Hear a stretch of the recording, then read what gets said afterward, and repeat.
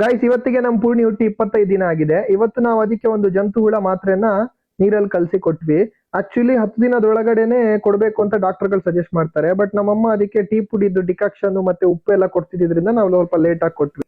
ಸಣ್ಣ ಕರುಗಳನ್ನಂತೂ ನಮ್ಮಮ್ಮ ಸಣ್ಣ ಮಕ್ಳಿಗಿಂತನೂ ಜಾಗ್ರತೆಯಾಗಿ ನೋಡ್ತಾರೆ. ನೋಡಿ, ಫಸ್ಟ್ ಗೆ ಅದಕ್ಕೆ ಹಗ್ಗ ಹಾಕುವಾಗ ಬರೀ ಹಗ್ಗ ಹಾಕಿದ್ರೆ ಕುತ್ತಿಗೆ ನೋವುತ್ತೆ ಅಂತ ಹೇಳಿ ಅದಕ್ಕೆ ಒಂದು ಕಾಟನ್ ಪ್ಯಾಂಟ್ ಸುತ್ತಿ ಅವ್ರು ಹಾಕಿದ್ರು. ಪ್ರತಿ ಕರುಗಳಿಗೂ ಹೀಗೆ ಹಾಕ್ತಾರೆ. ಈಗ ಚಳಿಗಾಲ ಅಲ್ಲ, ಅದ್ರಲ್ಲೂ ಡಿಸೆಂಬರ್ ಜನವರಿ ನಮ್ ಕೈಲಿ ಚಳಿ ತುಂಬಾ ಇರುತ್ತೆ. ಸೊ ಹಂಗಾಗಿ ಕರುನ ಅವ್ರು ರಾತ್ರಿ ಒಳಗಡೆನೆ ತಂದು ಅವ್ರ ಪಕ್ಕನೆ ಮಲ್ಸ್ಕೊಳ್ತಾರೆ. ರಾತ್ರಿ ಹಾಲು ಕುರ್ಸಿ ಒಳಗ್ ತರೋದು ಮತ್ತೆ ಬೆಳಿಗ್ಗೆ ಹೊರಗೆ ಕರ್ಕೊಂಡು ಹೋಗೋದು. ನಮ್ ಪೂರ್ಣಿ ಇವಾಗ ದೊಡ್ಡವಳಾಗಿದ್ದಾಳೆ. ಹುಲ್ಲನ್ನೆಲ್ಲ ಒಂದೆರಡು ಕಚ್ಚಕ್ ಶುರು ಮಾಡಿದಾಳೆ. ಆದ್ರೆ ಹಿಂಡಿ ಇನ್ನೂ ತಿನ್ನಕ್ ಶುರು ಮಾಡಿಲ್ಲ. ಅದಕ್ಕೆ ನಮ್ಮಮ್ಮ ಅಭ್ಯಾಸ ಮಾಡ್ಸೋಕೋಸ್ಕರ ಅದ್ರ ಮುಖಾನ ಹಿಂಡಿ ನೀರಿಗೆ ಇಟ್ಕೊಂಡು ಮುಳುಗಿಸ್ತಾ ಇದ್ರು. ಮತ್ತೆ ಚಮಚದಲ್ಲೂ ಒಂದ್ ಚೂರ್ ಕುಡ್ಸಿ ಅಭ್ಯಾಸ ಮಾಡಿಸ್ತಿದ್ರು. ಈ ತರ ಚೂರ್ ಕುಡ್ಸಿ ಅಭ್ಯಾಸ ಮಾಡಿಸಿದ್ರೆ ಮತ್ತೆ ಅವೇ ಕುಡಿಯಕ್ ಶುರು ಮಾಡ್ತೇವೆ ಒಂದ್ 4-5 ದಿನದಲ್ಲಿ.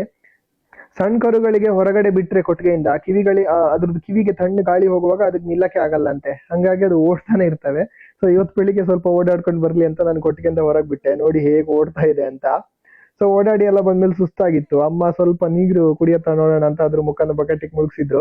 ಸೊ ಚೂಚೂರು ನೀರು ಕುಡಿತು. ಹಿಂಗೆ ನೀರು ಕುಡಿಯೋಕ್ಕೂ ಗೊತ್ತಿರಲ್ಲ ಅವಕ್ಕೆ.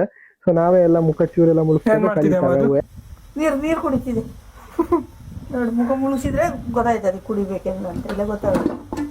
ಗೈಸ್, ಪೂರ್ಣಿ ಹುಟ್ಟಿರೋದು ಮತ್ತೆ ಅದಕ್ಕೆ ಹೆಸರಿಟ್ಟಿರೋದು, ಸ್ನಾನ ಮಾಡಿಸಿರೋ ಎಲ್ಲ ವಿಡಿಯೋ ನನ್ನ ಪ್ರೊಫೈಲ್ ಅಲ್ಲಿ ಇದೆ. ಒಂದ್ಸತಿ ಹೋಗಿ ನೋಡ್ಕೊಂಡು ಬನ್ನಿ. ಹಾಗೆ ಅಕೌಂಟ್ ನ ಫಾಲೋ ಮಾಡ್ಕೊಳ್ಳಿ. ಇನ್ನು ತುಂಬಾ ವಿಷಯ ಇದೆ ಶೇರ್ ಮಾಡೋದು.